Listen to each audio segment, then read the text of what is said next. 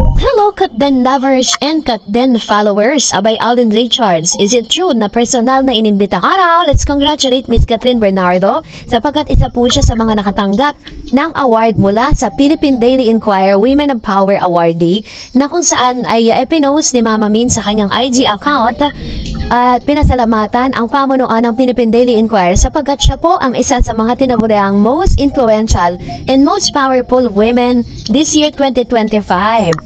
And ito na po yung isa sa mga awards na natanggap niya.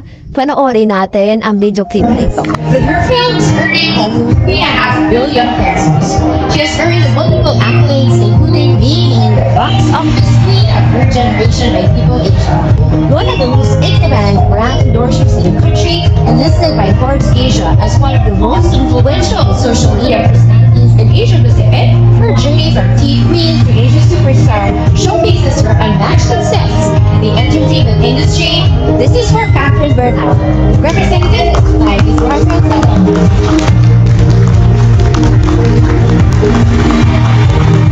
The highest grossing Filipino movie. Pero alam niyo po ba that aside from that, dahil bukas po ay March 26, magsa-celebrate na po ng kaarawan itong si Miss Catherine Bernardo. Pero bakit tinabaga si Alden Richards ay nababash? No? According po sa isang online news sa police files, no, sabi niya dito na sobrang pambabash na naman ang natatanggap ni Alden Richards mula sa ilang fans si Catherine Bernardo na ayaw sa kanya. So ano pang ine-expect natin? Ayaw nga sa kanya. Ibig sabihin, pag ayaw sa kanya, talagang magsasalita yan ng mga hindi maganda or against Alden. Ang wish ng iba sa kanila, hindi dumalo ang actor sa birthday party ni Catherine kahit daw imbitahan siya. Which means na talagang may personal ng imbitasyon na natanggap si Mr. Alden Richards through Catherine Bernardo or Bernardo Fam para po sa pagdiriwang ng kanyang kaarawan. Sabi niya, paano kung dumalo ang actor na siguro naman inimbitahan siya kung may party ang actor sa birthday niya sa March 26? Another bashing na naman at aakusahan na naman ng actor na user. So, pinag-uusapan kasi alam niyo bakit po namuuyan? Parang galit na galit or Gina G ang ilan sa mga fans si Miss Catherine Bernardo dito kay Alden Richards. Actually, hindi naman niya kasalanan. Ang kami kasalanan talaga niya, yung talagang parang nag-spread ng animosity, di ba? Ng galit, no? Doon po sa mga fans si Catherine. Yun pong mga nagsabi na tumigil na ng panliligaw o panunuyo si Alden matapos na magkaroon ng isang successful movie. Kaya ngayon sinasabi nila na user daw di umana si Alden Richards.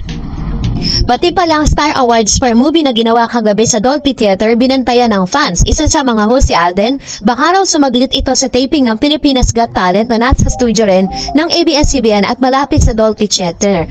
Ayaw na rin nilang magkaroon pa ng pelikula ang Katden sa iba na raw iparayang actress at wag na daw sa kapuso actor.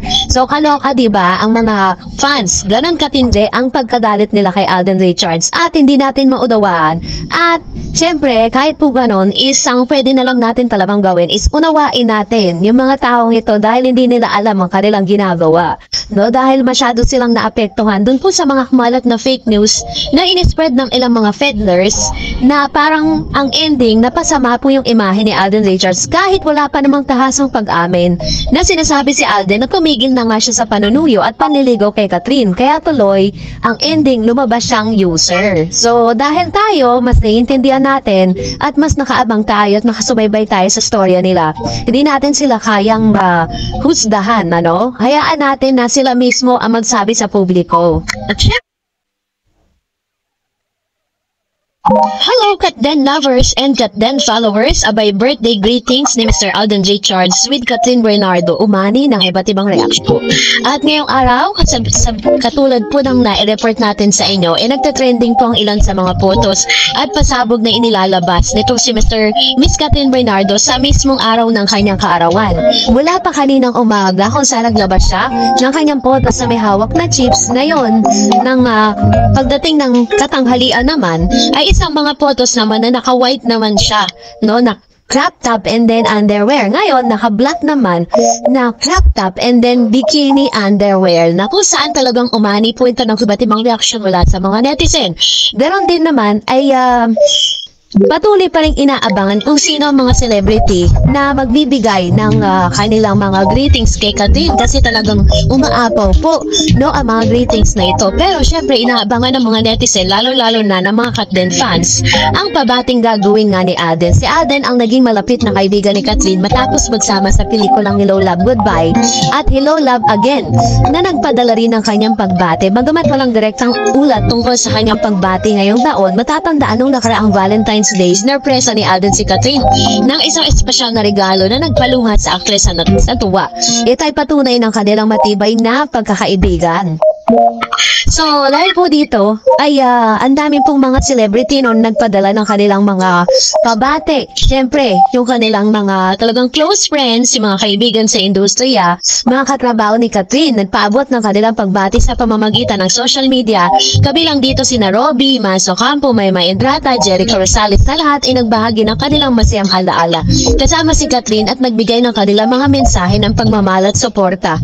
Pero, alam niyo po ba na meron po isang video na ipinost sa social media na kung saan feature po dito si Alden Richards and Catherine na nagsisirculate po ngayon sa social media na humaani ng iba't ibang reaksyon mula sa mga netizen at napakarami na rin po nitong share sa dito po sa social media, sa Twitter, sa Facebook, maging sa YouTube, ano? Ito po yung video clip na yon. Ito po ay pinost ng Netflix na tinabaga ito po ay clip doon po sa kanilang movie na Hello Love. Again, na talagang tinatawag na blockbuster movie. Sabi ng Netflix Philippines, I live in a world where she exists and I think that's beautiful. Happy birthday, Kat. Ayan, so ginamit po nila yung video na ito para po ipaabot yung birthday greetings nila kay Catherine na talagang natuwa ang ilan sa mga Katden fans. Kasi nga naman, di ba, parang pati po ang Netflix Philippines ay talagang hindi nakalimot para batiin si Miss Catherine. Pero ang tanong ng marami, nasa na raw yung greetings or totoo nga daw diba di umano na naalala ni Mr. Alden Richards ang kaarawan ni Miss Catherine?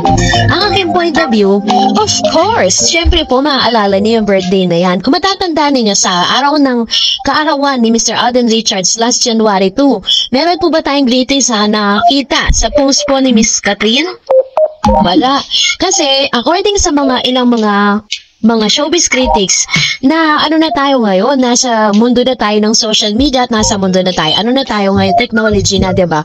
So, pwede naman po nilang batiin ng isa't isa secretly. Hindi naman po kailangan i-post sa Sokmed kasi kapag ginawa nila yon, yung ubong na naman po ang mga issue, no? Katulad ngayon, sobrang pambabash ang dinatanggap ngayon ni Mr. Alden Richards matapos nga na parang wala na silang paramdam sa Sokmed at tinagurian nila si Alden na user. Tapos ngayon, pag nakita na na meron na namang ipopost itong si Mr. Alden Richards towards Catherine, mas lalo na naman kung iikot ang mga issue sasabihin, may bago na namang pinopromote si Alden kaya ginagamit si Catherine. Kaya much better, diba? Mas okay na rin talaga na secretly binabati nila yung isa't isa. Hindi naman kailangan talaga lahat sina social media. So, anyways, eto na. Catherine Bernardo, all out na ipinakita sa madla ang kanyang pinaghandaan ngayong birthday ng 2025. Trending, number 1 trending ngayon si Miss Catherine Bernardo. Hindi lamang dahil birthday ni Miss Catherine Bernardo, kung hindi yung kanyang paghahanda para po sa kanyang karawan. Kung saan first nagpa-black po siya ng kanyang hair. At pangalawa, nakatanggap din po siya ng birthday na surprise mula po dito kay Dr. Ivy. Dito po sa Dr. Ivy Clinic kung saan sila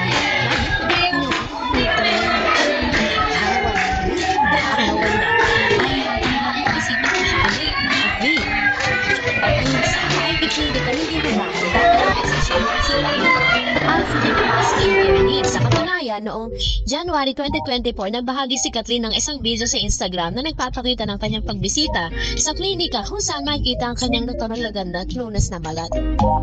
Mga ganitong pagkakataon ay nagpapakita ng kahalagahan ng self-care at kung paano pinapahalaga ni Catherine ang kanyang kalusugan at kagandahan.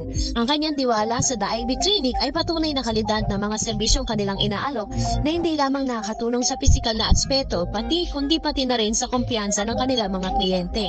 Sa kabuuan ng birthday sa lubong ni Catherine Bernardo sa Ivy Clinic, isang patunay ng kanilang matagal ng relasyon at ang dedikasyon ng klinika sa pagbibigay ng dekalidad na serbisyo para sa kanilang mga clients. Alam natin na ganun ka-close itong si Miss Catherine Bernardo pa dito kay Dr. Ivy dahil talaga namang regularly, no? Talagang lagi po siyang dyan. Yan talaga yung nagtatouch ng kanyang skin. So, bago pa yan, syempre, nag-trending na po yung pinakamaaga na pagpasok ng photos na ito ni Miss Catherine Bernardo kung saan may hawak siyang chips. Nag-trending yan. Grabe, sobrang sexy ni Miss Catherine dyan. Pero mas nag-trending at talagang all out na itong si Miss Catherine, ano, sa mga inilabas nitong mga photos na para siyang isang international model. Grabe. Talaga namang nakatibak si Miss Catherine. Black top na crop top and then bikini panty, no? Tibak panty. Na nagpapakita ng sobrang pagkakinis nito. Kahit hindi ganun kaputi yung kanyang skin, pero yung pagkamorena niya talagang latinang-latina, oh.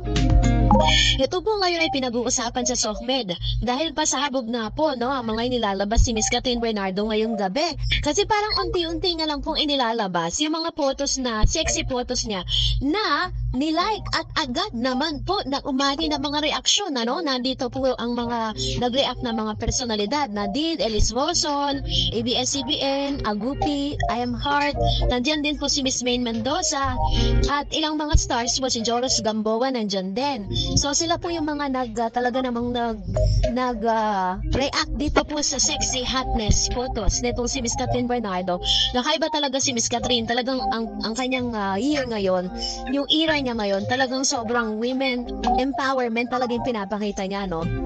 At pinapakita at piniplex niya dito kung paano niya pinaghirapan yung kanyang body right now. Hindi naman natin alam na darating pala sa punto ni Miss Catherine Bernardo na maglalabas siya ng mga ganitong photos na meron pong mga positibo at meron din mga negatibong komento patungkol sa bagay na ito, kasi sinasabi nila na bakit daw parang pa-wild ng pa-wild si Miss Catherine.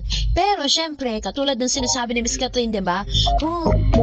Hindi naman po porket nagsusuot si Catherine Bernardo ng ganyan, parang nagiging wild na siya, diba? Everybody's wearing that.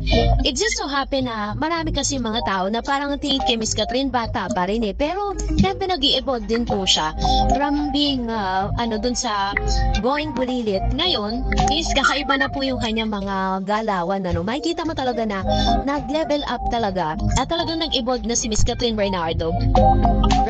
Sa kanyang 29-year-old, talagang ipinakita niya na new Catherine, parang Catherine 2.0 ang kanyang pinapakita ngayon. So happy si Miss Cat dahil sobrang dami po ng mga nakaalala sa kanyang kaarawan.